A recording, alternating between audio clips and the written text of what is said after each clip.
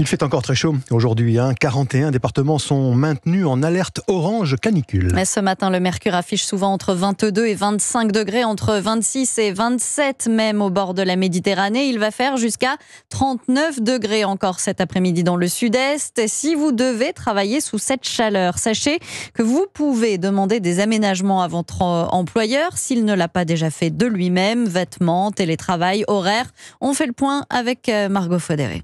C'est la question que se posent probablement tous les salariés à chaque canicule. Comment s'habiller pour travailler sans trop souffrir de la chaleur ? Eh bien, sachez qu'en théorie, il n'y a aucun interdit en entreprise. Tant que sa tenue est décente, un salarié peut laisser de côté le costume-cravate, porter des vêtements plus amples et même opter pour des manches courtes. Sauf si l'entreprise impose ses propres règles, rappelle tout de même Philippe Pacotte, avocat associé du cabinet Delsol Avocat. Par exemple, si le salarié est en contact avec la clientèle, l'employeur peut lui imposer éventuellement des tenues spécifiques.